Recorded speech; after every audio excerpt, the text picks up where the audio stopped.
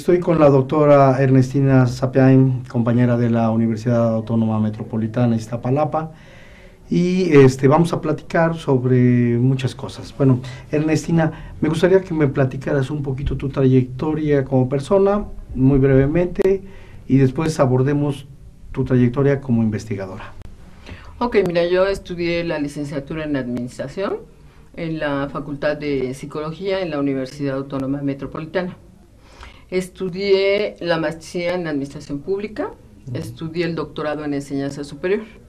Y bueno, primero estuve trabajando en la Universidad Juárez Autónoma de Tabasco, fui directora de la Facultad de Ciencias de la Educación, y después ingresé a la Universidad Metropolitana, estuve dando clases en el TEC de Monterrey, me dedico fundamentalmente a hacer consultoría y diagnóstico organizacional, tanto a dependencias públicas como a pymes.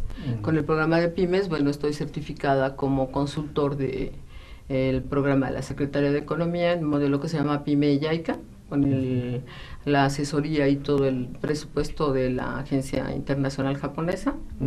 Y bueno, en la Universidad Metropolitana estoy en el Departamento de Economía, en el área de Administración.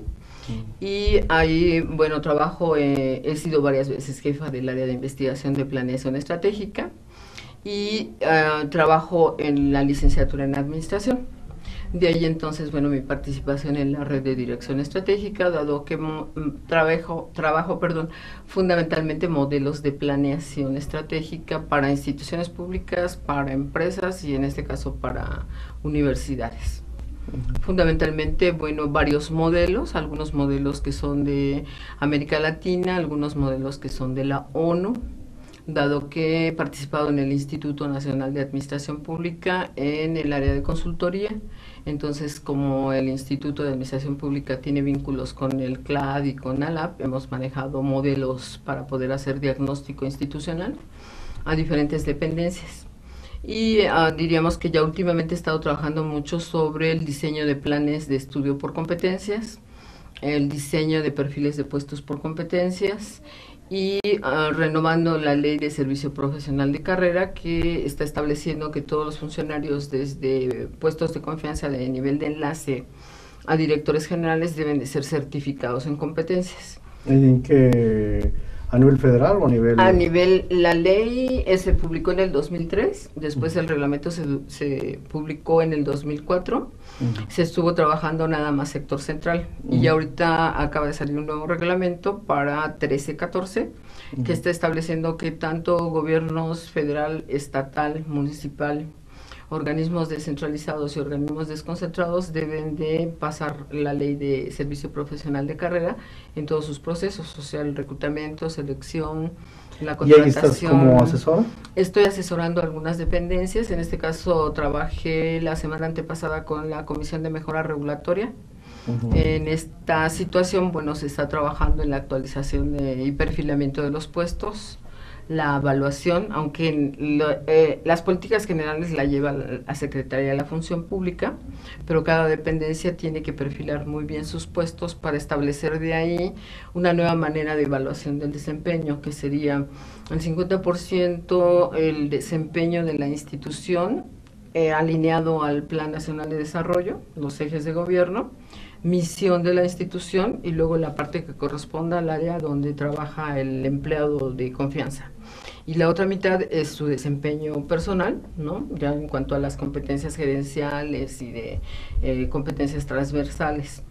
Este nuevo aspecto de estar evaluando la parte que corresponde al plan nacional y demás es donde ha estado un poco complicado para las dependencias, porque hay que alinear perfectamente bien el Plan Nacional de Desarrollo con el que corresponda al gobierno del DF, si están dentro del gobierno del DF, luego clarificar misión, visión, objetivos y después bajar hasta indicadores para llegar al desempeño individual en el puesto. Y la otra parte que también está siendo complicada un poco en este momento sería definir cuáles son las competencias para cada uno de los puestos dependiendo de cada una de las dependencias y poder hacer el programa de certificación de competencias, dado que diríamos que hace más o menos 2 años empezó con la certificación de todo el sector salud y van a empezar ya con educación y después tendremos que estar certificados todos en competencias. Por lo tanto, ahorita diríamos que es lo más novedoso que se está trabajando, no porque sea nuevo, sino porque las dependencias no estaban como que exigiendo eso, porque además la ley como se quedó un poco en stand-by de que sería como del 6 al 10 aproximadamente, salió un nuevo decreto en el 10 y este reglamento ya para 13, 14.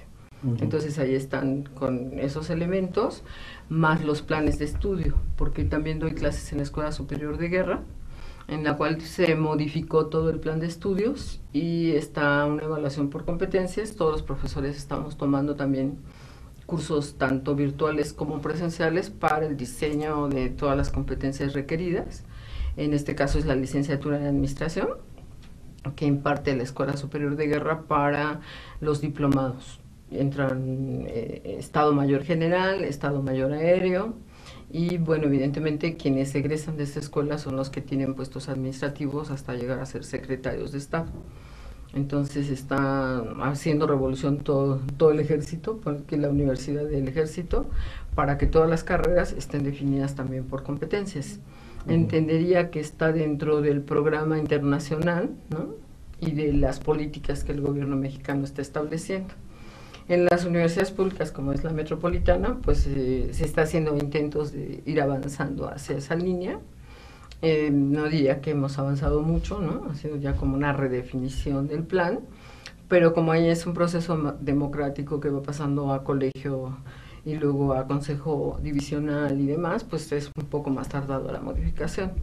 Pero sí está la definición específicamente, igual con las competencias profesionales, las transversales y las competencias específicas según la carrera, que incluso la ponencia que tengo en este caso es sobre evaluación de 6 planes de estudio de la metropolitana en esa tesitura, ¿no?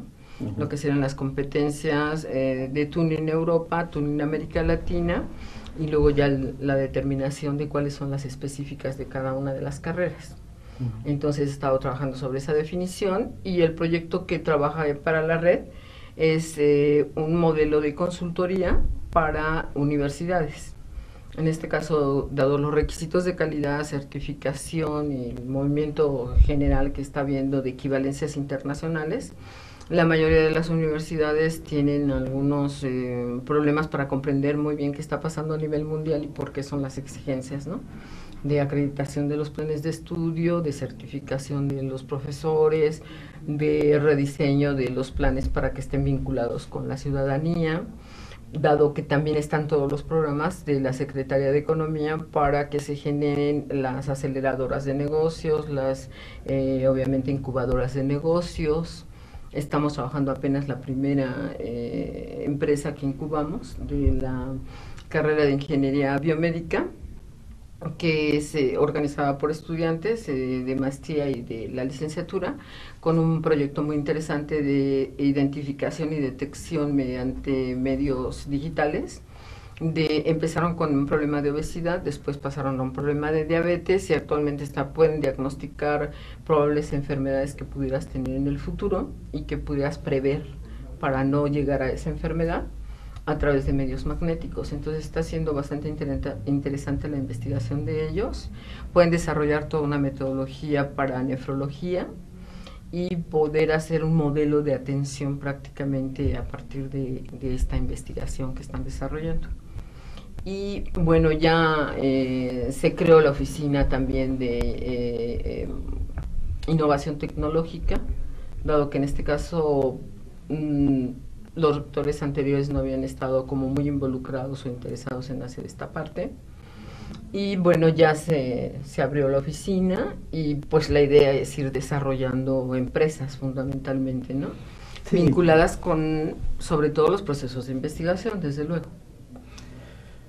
Bueno, yo sé que tienes muchos años trabajando esta cuestión de la planeación, y yo creo que ha sido importante en la universidad, sobre todo la cuestión reflexiva, ¿no? Porque no estamos trabajando con cosas, estamos trabajando con educación, y que hay muchos retos y que hay actores sociales y hay una realidad social muy compleja, y por decir compleja no quiere decir que no se pueda objetivar o que no se pueda comprender, ¿no?, por las dos vías. A mí me gustaría que me platicaras en toda esta experiencia que que has venido desarrollando muy brevemente, ¿cuáles son las modificaciones y las reconsideraciones a estos modelos de planeación? Yo me acuerdo que en un momento dado eran muy cuantitativos, así traspolados de la empresa al sector educativo, y que hubo problemas muy fuertes, ¿no? Porque mientras en la empresa había sistemas disciplinarios de corte taylorista o fordista, en la universidad no se podía hacer eso. Bueno, ahorita, y luego te platico otras cosas que quiero platicar. Sí, o sea, digamos que mi experiencia dentro del Instituto Nacional de Administración Pública con modelos para administración pública permitieron que sea más fácil para mí comprender cómo esto se va a ir transformando a servicios y no a productos. Desde luego, viendo los enfoques de planeación estratégica, el primero, que era el control de los recursos, pues era una estructura centralizada, totalmente estilo funcionalista, en donde pues las formas de control y de planeación eran específicamente cuantitativas.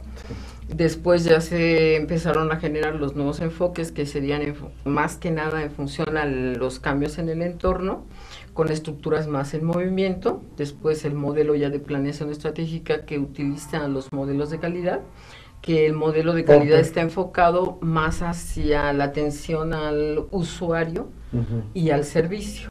En este caso, trabajé, por ejemplo, en el Sistema Nacional DIF, en el modelo en este caso, para la implantación del modelo de calidad, en donde se pudieran identificar perfectamente quiénes son los usuarios, porque el problema cuando ya estás hablando de administración pública o estás hablando de universidades es quién es el usuario, que no se sustituye por el cliente, porque aquí tendríamos obviamente usuarios del servicio, beneficiarios del servicio, que no directamente son los que lo usan, y cuál es exactamente el servicio. En las dependencias públicas entró sobre todo el programa de mejora regulatoria, para que estuviera cercano al ciudadano y dijeras, en el caso del Sistema Nacional DIF, todo lo que es el programa de adopciones de niños, que no estaba bajo control, vamos a decir, el proceso, porque podía tardar de 2 años a 15 años una adopción. Era imposible pensar que iba a tener 17 años el adoptado, ¿no? Entonces, al entrar en mejora regulatoria y el establecer un sistema de calidad, se establecieron cuáles son los requisitos de quien va a hacer la adopción, cuáles son los requisitos de la dependencia, para que la adopción se haga máximo en 2 años, con ciertos procesos y que tengan atributos de tiempo, obviamente de cumplimiento de los requisitos de las dos partes.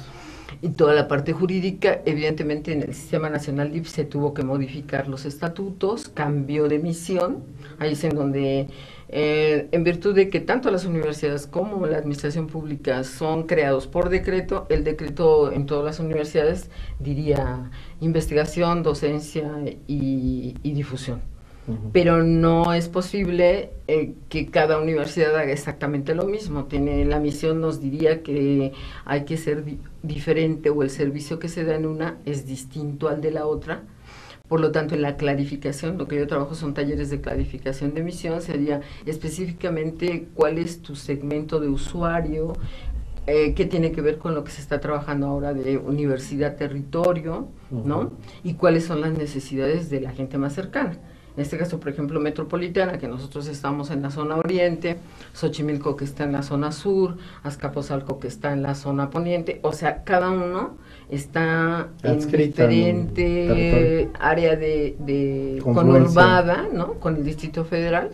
Nosotros estamos muy cerca de la central de abastos, estamos en la delegación donde hay más industria, donde también hay más problemas evidentemente de seguridad, pero también estamos cerca de Chalco, cerca de Texcoco, cerca de toda esa zona, que requeriría cierto tipo de profesionista o cierto tipo de carreras. Hay el planteamiento de que, aunque en el caso de la Universidad Metropolitana, que sí tienen todas las unidades de administración, los planes de estudio sean distintos. Si Azcapotzalco tiene un programa, un plan de estudios de licenciado en administración de empresas, Nosotros tenemos un licenciado genérico que puede trabajar en pública y puede trabajar en privada. Xochimilco tiene un licenciado más con un enfoque econométrico, diríamos. Y entonces, bueno, esto nos va diciendo que hablar de ciudadanía o de usuario o de beneficiario genérico no le es de mucha utilidad ni a la dependencia ni a la universidad. Porque entonces sí tiene o debe desarrollar un cierto tipo de carreras, un cierto tipo, a lo mejor hasta de metodología de enseñanza, y de acuerdo a las necesidades de los que están más cercanos. Sí, lo que me estás diciendo es de que no fue un esquema que tiende a estandarizar, sino trata un esquema de planeación que trata de entender la diversidad, el territorio, la problemática de las distintas regiones, y que por eso tienes que buscarlo una especificidad de atención en el servicio, ¿no? Entonces, bueno, esto es importante, pero a mí me sigue brincando muchas cosas. Indudablemente, pues yo creo que sí, este hecho de que el DIF haya concretado, minimizado los años de atención para poder agilizar una adopción, pues creo que eso es importante, ¿no? Pero ¿qué pasa con lo otro, ¿no? En los sistemas de planeación, con la complejidad, con los entornos? Hace rato estaba aquí los de la Universidad de Brasil y nos comentaron algo muy interesante, que había una misión de la universidad, y generalmente casi no lo he visto aquí en México, que decía formar identidades o contribuir con las identidades sociales. Y a mí se me hizo muy interesante, porque finalmente la especificidad de ciudadanías, en nuestro lenguaje administrativo de los grupos de atención, pues tienen particularidades, ¿no? Y entonces no solamente es reconocer del usuario una particularidad, sino fomentarla, generar en ella habla, decisión, orientación. Implica también en esto, pues, administración democrática, que a veces estos enfoques administrativos de gestión nada más estaban pensados de arriba hacia abajo. Entonces es cómo vas a trabajar con la gente en la extensión, cómo vas a trabajar con la gente en la investigación, cómo vas a trabajar con la gente en la docencia, cuál va a ser esta dialógica que vas a obtener con los alumnos, y aquí ya cambia de ser el instructor a ser el monitor, a ser algo diferente del que escucha, habla, pero también hace una reflexión colectiva. Bueno, no sé. Sí, aquí en este caso, bueno, el modelo que yo utilizo, que es un modelo de la ONU, en el cual yo fui entrenada en el Instituto Nacional de Administración Pública, lo que te establece es que habría que respetar y manejar la identidad de la ciudadanía a la cual estás sirviendo. En este caso, obviamente, si estás en un medio cultural, en el caso de Iztapalapa, que se celebran, hay muchos grupos que todavía tienen rituales religiosos y grupos que trabajan en la organización de, por ejemplo, la celebración del Vía Crucis y cosas de esto, habría que trabajar esa parte en investigación, que tendría que ver con cuestiones socioculturales, antropológicas y demás, pero que los valores y principios de la comunidad pudieran ser considerados o deben ser considerados dentro del trabajo de la propia universidad. Porque mencioné, por ejemplo, Chalco, está Santa Bárbara, que era una zona netamente agrícola donde se producía leche y se hacían gelatinas y productos que todavía se manejan con la marca Chalco. Pero que entonces ahí ha habido una serie de problemas para poder mantener esas zonas como agrícolas, pero que la universidad podría participar en dar asesoría y dar apoyo, ¿no? Para que siga siendo la parte de producción, vamos a decir, que ha desarrollado por tradición, sí, y que los valores que esa población tiene no se pierdan. Aquí, si viéramos la planeación, tendríamos que pensar primero cómo está en la parte social, económica y política, después en el sector específicamente del que estamos hablando, que sería educación, también hacer un análisis, y luego cómo está la cultura o cómo es la cultura de quienes la integran. En el caso de nuestros estudiantes de Iztapalapa, es población, diríamos, semirural, ¿no? Está en el límite del Distrito Sí, Federal, periferia, ¿no? pertenecen obviamente a la mayor parte de los Periurbano. pueblitos que son semiurbanos, pero muchos vienen desde, o van desde Amecameca, que ya es una zona muy rural. Entonces aquí el estilo, el trabajo con ellos, las estrategias de enseñanza serán diferentes si te vas a dar a una universidad privada como el Tecnológico de Monterrey, ¿no? Donde la población es de otro estilo, tienen otro tipo de lenguaje, tienen otra ideología, tienen otra imagen y luego aparte tienen problemas distintos si nos vamos a toda la parte que diríamos de sustentabilidad. Obviamente también hay otros elementos, ¿no? Dado que, por ejemplo, las competencias de tuning te dicen que son 27 competencias para cualquier tipo de licenciatura, pero que en las que más coinciden los investigadores, los profesores y los estudiantes son la parte de sustentabilidad, la parte de ética, ¿no? La parte de aprender los conocimientos y de innovar algunas cuestiones que se pueden hacer. Pero sí es muy diferente, seguramente aquí en Celaya, el tipo de usuario o el tipo de cliente que se enojan, diríamos, si decimos en las universidades cliente, pero diríamos, bueno, beneficiario, destinatario. que si no es el destinatario del servicio de la universidad, que si hablamos de la de Andrés Bello en El Salvador, o si hablamos de La Habana en Cuba, ¿no? O si hablamos de la de Cienfuegos, o si hablamos de la de Ecuador, porque Ecuador tuvo también muchos problemas en cuanto a esto, ¿no? Es decir, exactamente cómo ajustamos las competencias profesionales de la propia carrera con toda la parte cultural, de identidad, de sustentabilidad que tiene que manejarse también.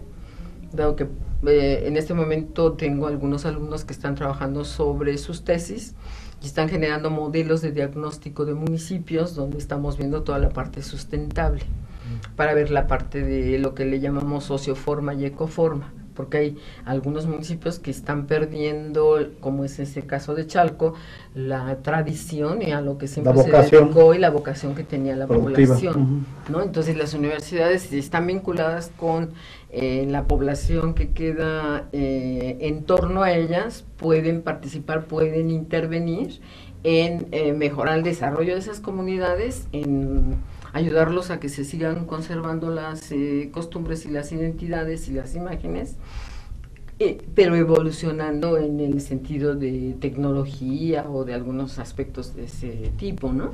Sí. La idea sería ir creando universidades que realmente respondan a las necesidades de la sociedad más cercana y que en el intercambio internacional pueda haber pues crecimiento e innovación de muchas situaciones tecnológicas, pero sin detrimento, diríamos, de la parte de ideología, de la parte de costumbres, del respeto de las cuestiones culturales, sobre todo. Yo trabajé también en la Comisión del Lago de Texcoco cuando se estuvo haciendo la reestructuración, y en ese caso, por ejemplo, pues antes había lago, después se desecó el lago y luego se hizo uno artificial. Entonces participaron fundamentalmente en la construcción de ese nuevo, la Unión de Pueblos, ¿no? Entonces, bueno, ahí tienes cuestiones culturales que tienen que ver con un nuevo lago, pero con una nueva tecnología, pero con la ideología y las costumbres antiguas. Trabajé también en la primera planta de tratamiento de basura. Entonces yo estuve trabajando en el tiradero Santa Cruz Mellehualco en Santa Fe, y bueno, mi tesis en este caso de licenciatura fue para ver cómo transportábamos a una población de esa naturaleza a un proceso industrializado, ¿no? En donde pues los pepenadores tienen ciertos hábitos, ciertas costumbres, cierta ideología, ¿no? Fue complicado incluso integrar a los pepenadores de un tiradero con respecto al otro porque eran antagónicos, y cuando y bueno, en algún momento de las entrevistas que yo hice con ellos pregunté que por qué no se querían, ¿no? Entonces ellos planteaban que pues ya no se acordaban por qué, pero sus padres les habían dicho que no los quisieran, ¿no? Que era por que al principio había poca basura, ahora hay mucha basura, ¿no? Entonces ahí hay una serie de elementos. Se unieron empleados que eran del gobierno del DF con en este caso pepenadores de Santa Cruz, pepenadores de Santa Fe, y que tienen culturas muy distintas a pesar de estar muy cercanos. Sí. Y que en este caso, para poder trabajar en la planta, obvio el que era líder del tiradero los tenía prácticamente presos, vamos a decir, dentro del tiradero, y cuando entran a la planta pues los expulsa del tiradero y hubo que buscar dónde fueran a vivir, con qué características, qué condiciones, porque en la anterior ocasión les habían dado una casa tradicional y los pepenadores no conocen una casa tradicional. Sí. Entonces ahí habrá que pensar, ¿no?, en esa parte de cultura y de ideología, de decir, pues es que los pepenadores anteriores, como no les interesó tener casa, pues quitaron todos los tubos, quitaron las tazas del baño, las vendieron, pero ellos lo veían como mercancía, ¿no? Sí. Donde ellos vivían originalmente no había nada de eso, era piso de tierra, era letrina. Entonces, ¿cómo me adapto a una nueva casa que ahora tiene regadera, tiene tuberías, tiene cosas que yo ni nunca en la vida he visto más que como mercancías? Oye, Ernestina, a mí me gustaría mucho, no sé si lo hayas escrito, que eso también lo escribieran, fíjate.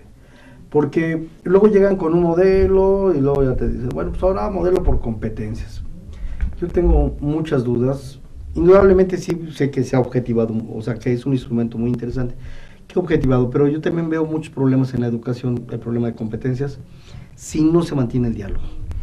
Si diseñas performances o determinas de manera al actor social cómo debe ser, qué es lo que debe saber, etcétera, y no hay oportunidad de saber si en realidad está en la expectativa o si es significativo, y nada más utilizamos un esquema molde de educación donde pues, llenamos de acuerdo a lo que nosotros creemos, a lo que el mercado laboral nos dice, al mercado de trabajo.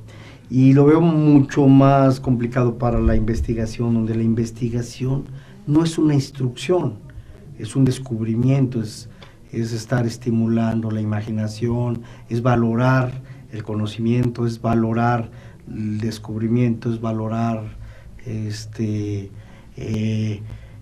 un trabajo, un complejo fuerte de honestidad, de limitaciones, de discusiones, de inquietudes, de realidades que van contrastando y dialogándose el actor social con la conformación. No nomás es la aplicación de una técnica, no solamente, sí lo veo, y es muchos de los riesgos que hay en las investigaciones.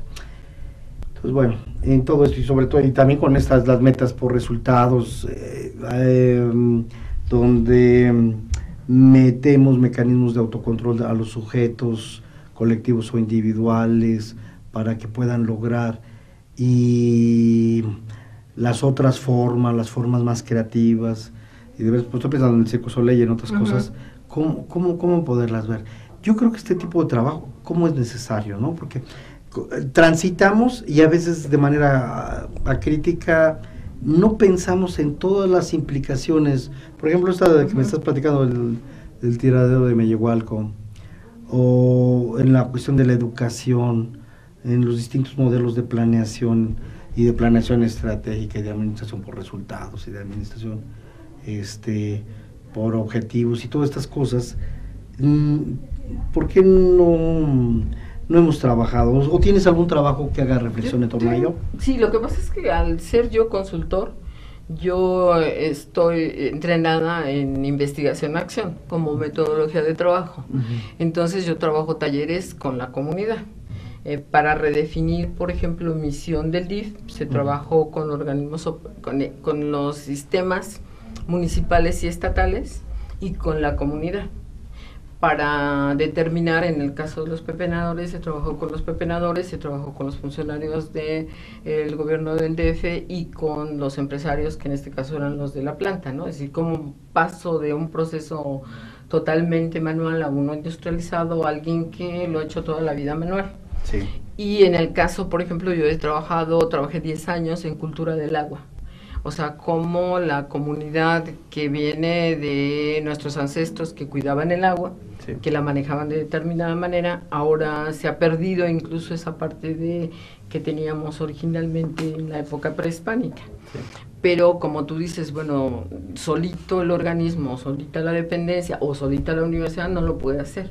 Yo siempre trabajo con talleres directamente con la comunidad. En el caso del agua, trabajé en varios municipios también de esa zona, Iztapaluca, Chalco y demás, zona oriente, en donde trabajamos directamente desde qué quiere decir Iztapaluca o qué quiere decir Chalco y culturalmente cómo se cuidaba el agua aquí.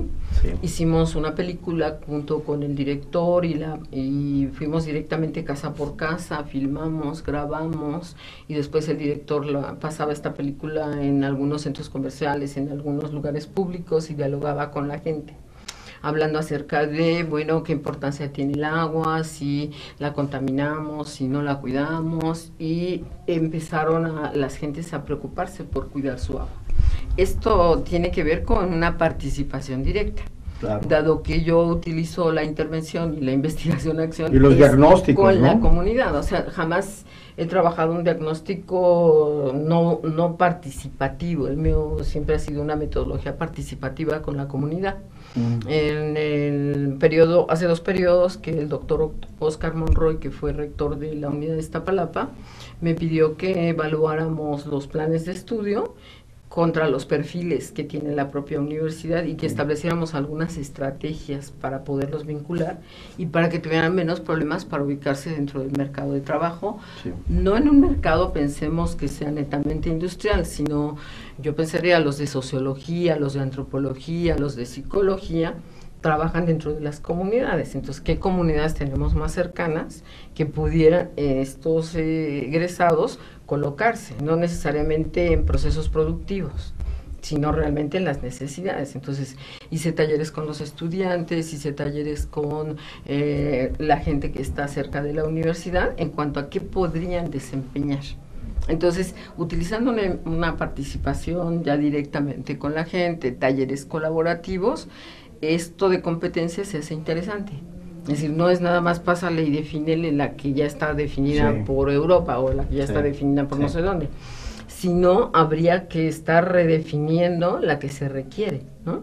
Claro. Es decir, para poder resolver todos los problemas, y en este caso las líneas de investigación de la universidad, si tenemos la central de abasto y la central de abastos tiene problemas de cómo vamos a lograr que las verduras o que las frutas se mantengan y tenemos a alguien que trabaja sobre eso dentro de la universidad, vinculas a lo investigador con los que están trabajando en la central de abastos y entonces el de la central de abastos le explica al investigador y el otro dice, pues yo aquí tengo la solución, ¿no? Porque estoy trabajando sobre este elemento. Entonces han estado trabajando sobre cómo disecar o deshidratar el jitomate, cómo hacerlo en polvo, cómo empacarlo, que esto tiene que ver también mucho con el programa de la Secretaría de Economía de hacer integradoras y de hacer clústeres, ¿no? En las integradoras está el planteamiento de que alguien de la universidad le tiene que ayudar al agricultor para que tenga un mejor tipo de cultivo, y después, bueno, necesita forzosamente una asesoría para ver qué tipo de empaque va a usar, sobre todo si lo quiere exportar, que es lo que más estamos exportando, ¿no? Entonces, luego, cómo lo va a empacar, cómo lo va a estivar, y luego cómo puede lograr, a través de Bancomex, un crédito para que le paguen en lo que llega a Estados Unidos, a Canadá o otra parte del mundo su producto.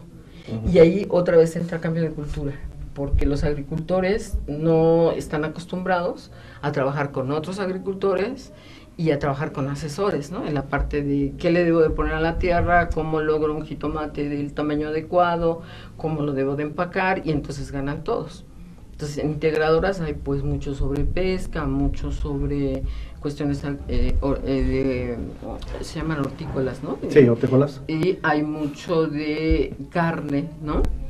Desde cómo manejo, pues estuve trabajando con los engordadores de ganado, que en mejores prácticas se plantea, bueno, que para poder entrar al mercado internacional nos requieren un tipo de carne o un tipo de corte que debe tener ciertas características. Y ahí estamos otra vez en cambio de cultura, ¿no?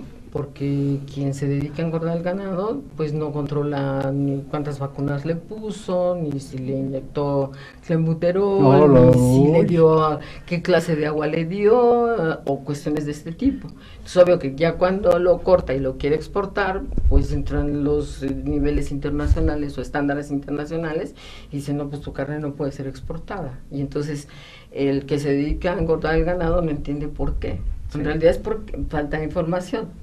¿No? Entonces estuve platicando y trabajando con ellos en algunas explicaciones más que nada de por qué deben de controlar todos esos elementos para que su carne pueda entrar al mercado internacional, y obvio, sí se van a dedicar a lo mismo, pero con mejores resultados.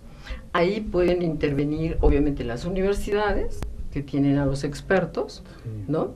Porque nosotros tenemos, por ejemplo, producción animal, que les puede ayudar a decirles cómo pueden desarrollar su ganado, cómo pueden desarrollar a su especie, y luego entran los especialistas que les pueden decir, bueno, cómo matarlos, porque hasta tiene que ver con esta parte de la matanza y de las,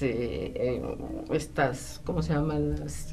La parte que envenena la carne si se mueren con demasiada adrenalina y demás, y contamina, sí. Y ahí entra un investigador universitario que le puede decir por qué y cómo debe de ser la matanza, y entonces el otro puede ir aceptándolo, siempre y cuando haya la comunicación, ¿no? Sí. Porque el investigador a lo mejor sabe mucho de muchos temas, pero no sabe exactamente quién necesita lo que él hace. Claro. Estamos trabajando también con otro investigador que trabaja, ahorita que estaba viendo lo de esto de aislamiento, con fabricación de otro tipo de materiales para construcción, en donde los municipios, sobre todo de extrema pobreza, pudieran con los mismos materiales de la zona crear este material y construir sus casas. Sí. Y esto obviamente aportaría el investigador el conocimiento, y el de la población tendría una ventaja sobre la construcción, que sería sustentable, más económica, que lo haría él mismo, que tendría muchas condiciones positivas. Pero siempre es necesario el trabajo de talleres colaborativos, ¿no? De gestión, de trabajo grupal. Que yo creo que eso es lo que le falta a la carrera de administración, que hemos visto muy instrumentar las cosas, que hay poca reflexión, que no nos damos cuenta de todas las dimensiones culturales que atraviesan desde los actores, de la forma de estar dialogando sobre el problema y viendo las implicaciones tanto reales como subjetivas que hay en todo esto, los valores. Yo siento que esta es la parte que falta escribir en la administración, y yo creo que nos debe de tocar a nosotros, que esta es una de nuestras preocupaciones, escribirlas, ¿no? O sea, toda tu experiencia en el DIF, en los tiraderos, yo creo que esta parte y esa ausencia, porque de veras que a veces lo que llegamos es, como administradores, llegamos y lo que hacemos es prescribir. Y a ver, no, pues se hace así, 1, 2, 3, 4, Taylor Fayol, Sí, no como receta. Recetita, y tiene muchas implicaciones en cuanto al conocimiento, en cuanto al medio ambiente. Y no me estoy poniendo apocalíptico, sino simplemente sí es importante empezar a orientar a la gestión en un proceso de intervenciones y de consulta y de talleres, donde también a la vez que estamos viendo, estamos retomando. Y yo creo que este es un gran fantasma ausente, porque en la medida que nada más adoptemos de manera crítica esas prescripciones, pues yo creo que no estamos ni contribuyendo ni a la sociedad ni a la ciencia. Sí, es que en ese caso manejarías modelos prescriptivos y modelos que construyes, ¿no? Sí. Entonces yo trabajo más con la construcción, que ya sería, planeación estratégica ya dice que hay que trabajar con la gente, y ya entra la teoría situacional, ¿no? Todo depende de qué vaya sucediendo, de cómo vas manejando las variables. Sí. Evidentemente, en el entrenamiento que yo tuve como consultora y aplicando todo lo que es cambio planificado con la intervención y participación del que va a ser supuestamente cambiado, sí. Entonces tú tienes los actores mismos haciendo su propio proceso de cambio. Porque, obvio, tú como administrador, pues tienes una metodología general, y lo que les vendes es la metodología del cambio, o lo que les trabajas con ellos es la metodología, pero quienes saben cómo cambiar, qué pasos hacer y cómo hacerlos, pues es la población que tendrá que ajustarse. Entonces, en todos los talleres en donde hemos trabajado redefinidos de misión, por ejemplo, DIF decía dar asistencia social a la población de escasos recursos.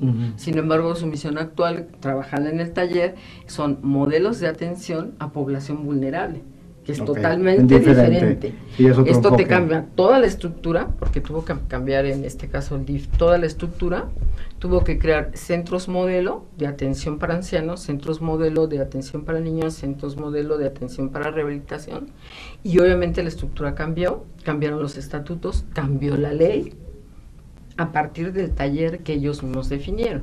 O sea, participaron los sistemas estatales, los municipales, los usuarios y los directivos del Sistema Nacional DIF, en el taller que yo dirigí. Obvio que ahí estuvieron discutiendo y que te decir, se llevaron cerca de 14 horas en redefinir nada más la misión. Porque es una gran discusión, ¿no? O sea, el Sí. administrador que hace, bueno, Y lleva cómo el ponderas orden. a los actores, no, es todo Porque un tema muy dices, interesante. si yo lo defino como administrador o te lo defino, que sería lo mismo con procesos, porque en el DIF establecimos el sistema de calidad, entonces, bueno, ¿quién va a levantar el proceso? El que hace el proceso.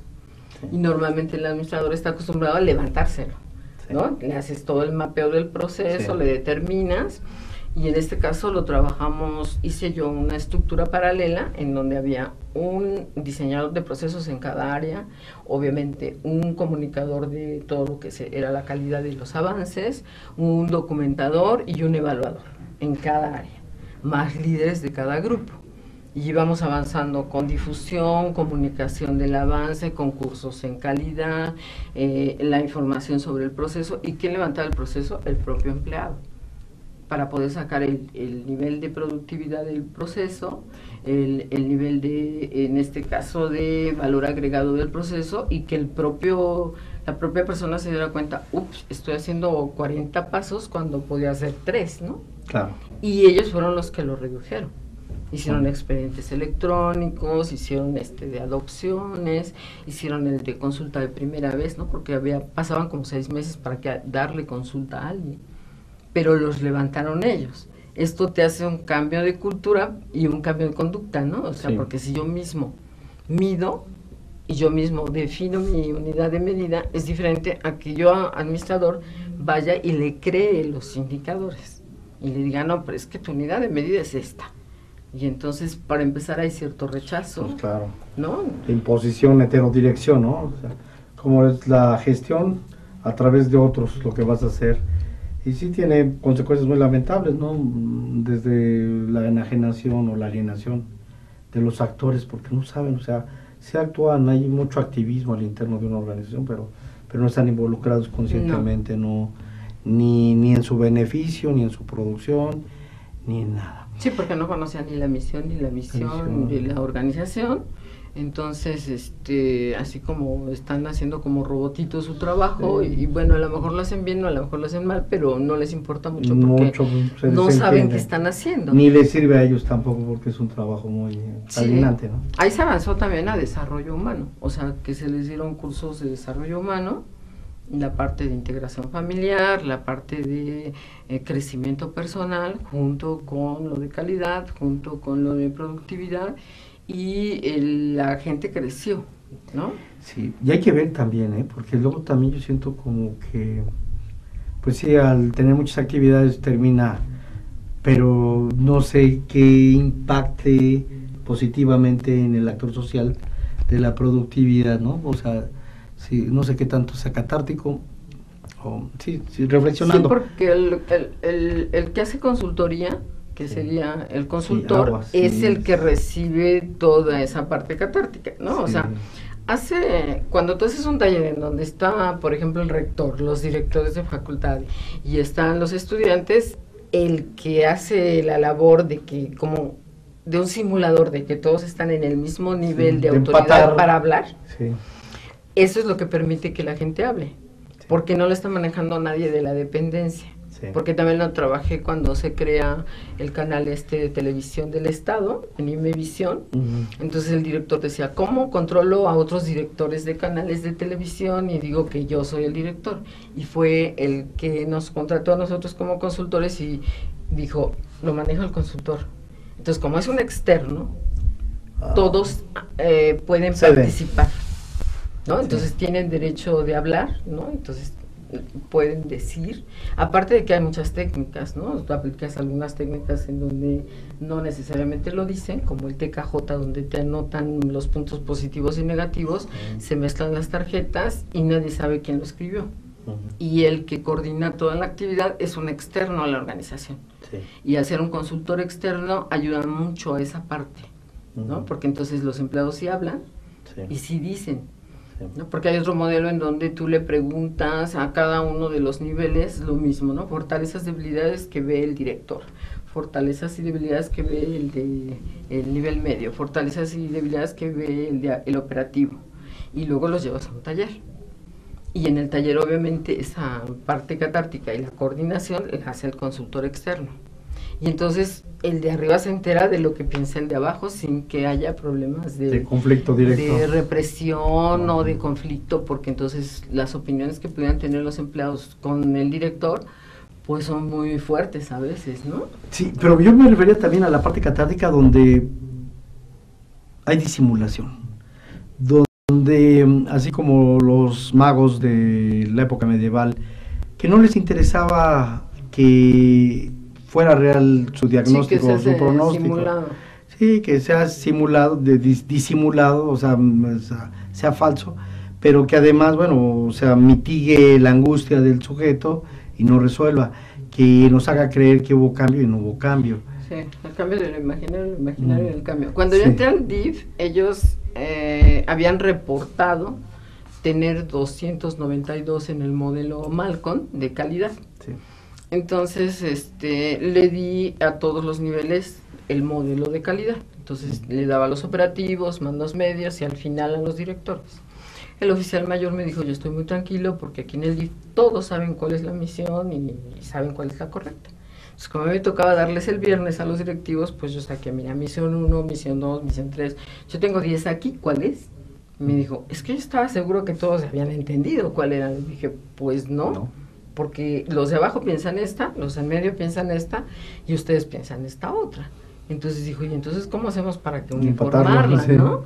Y ya fue cuando dijo, no, pues yo creo que un taller de estos que me platicas participativo nos puede servir. Y de ahí dijo, oye, ¿sí tenemos 282 puntos? Le dije, yo creo que no. Hice una evaluación y tenían 80. Es decir, ahí estaba la simulación donde se habían puesto. Y al término del sexenio, que fue el de Fox, tenían que llegar a 500, por lo menos. Sí. Y en esa donde estuvimos trabajando todos los años participativamente y evaluando ellos mismos, lograron 582 reales.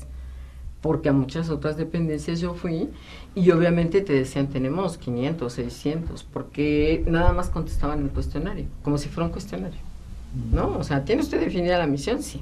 ¿Es clara para todos? Sí. ¿Todos la conocen? Sí. Y cuando se hacía la visita de campo, que se le llamó a la auditoría de administración pública, pues si pasaba un empleado le preguntaban, disculpe, ¿cuál es la misión? Y pues, ¿de qué me está hablando, no?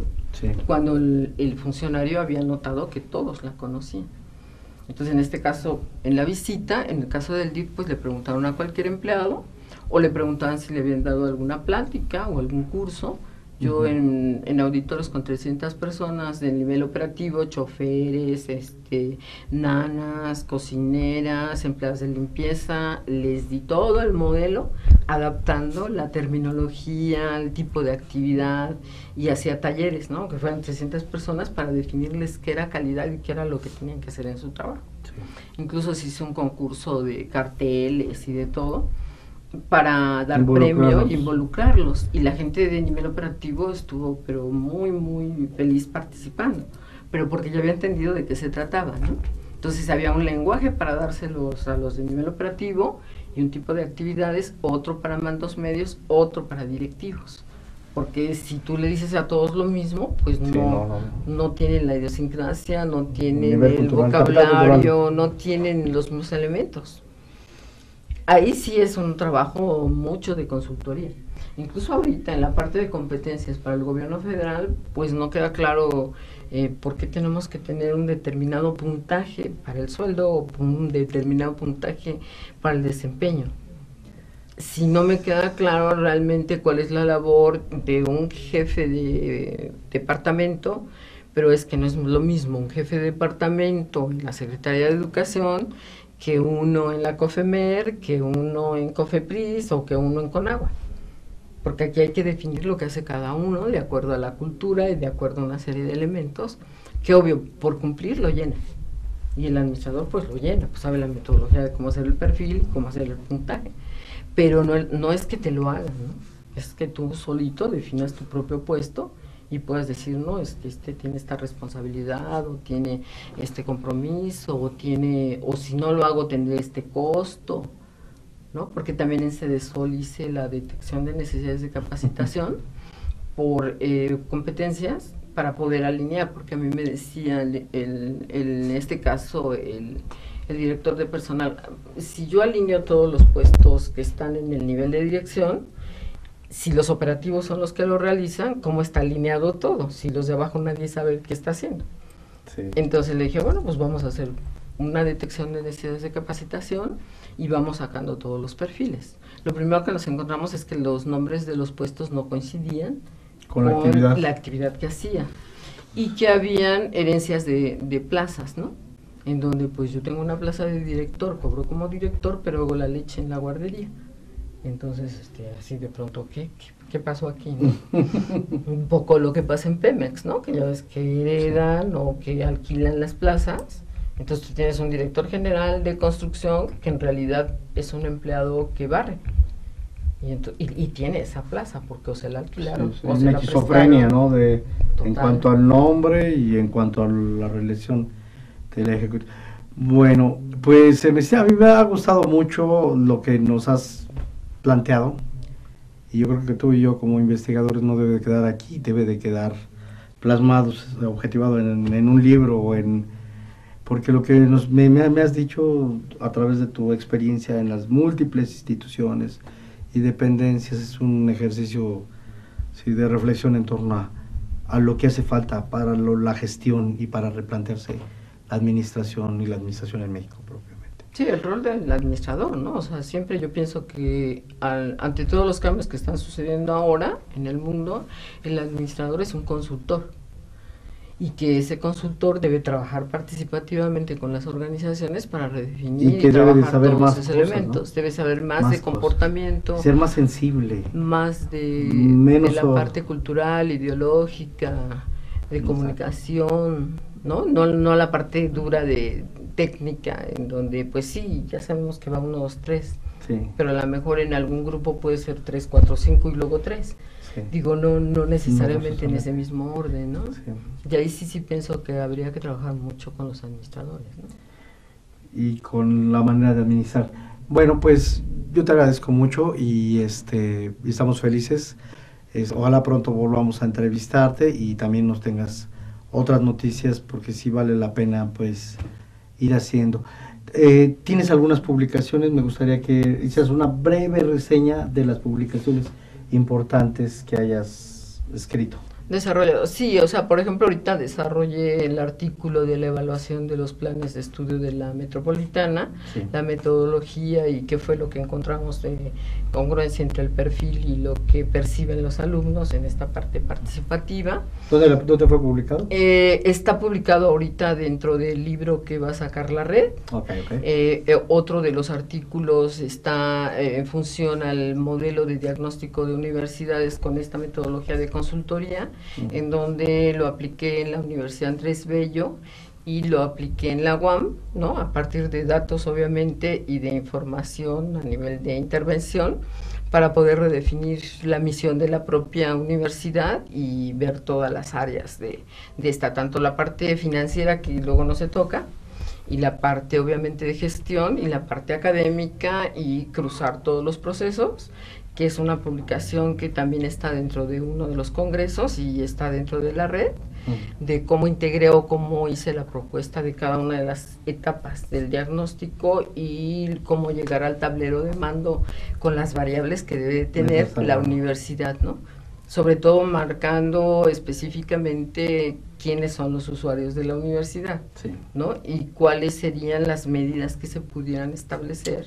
Pero muy reflexivo, si estamos pensando o estamos ubicados, trabajado con profesores, trabajado con investigadores, trabajado con estudiantes y trabajado con directivos, ¿no? O sea, en este caso rector, vicerrectora, directores de investigación, directores de la parte académica y alumnos y profesores.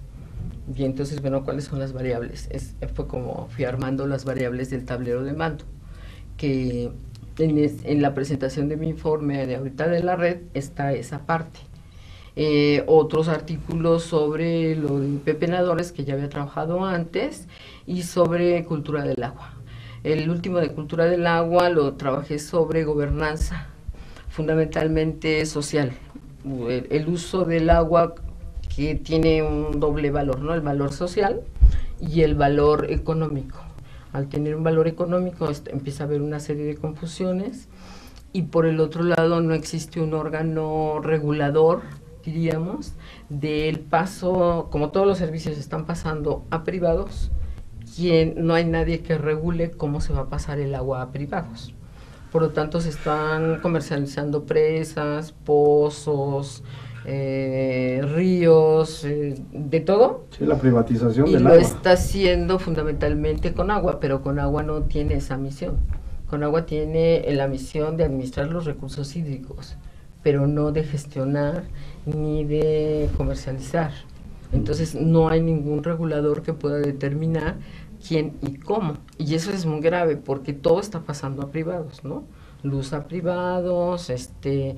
Todo lo que serían carreteras a privados, puertos a privados, los periféricos y los dobles pisos en el DF a privados, y nadie dijo cómo iba a hacerse. Entonces, bueno, pues se lo vendo a mi compadre, a mi tío, a mi X, al precio que yo quiero, o lo doy en concesión sin que haya una reglamentación ni un proceso administrativo transparente. Claro. Democrático. Y democrático.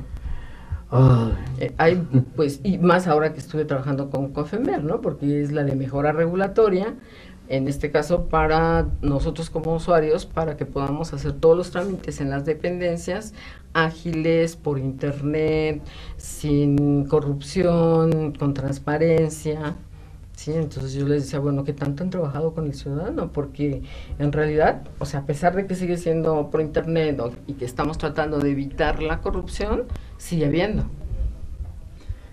¿no? Pues sí, es todo un caso, y sobre todo México, que es especial.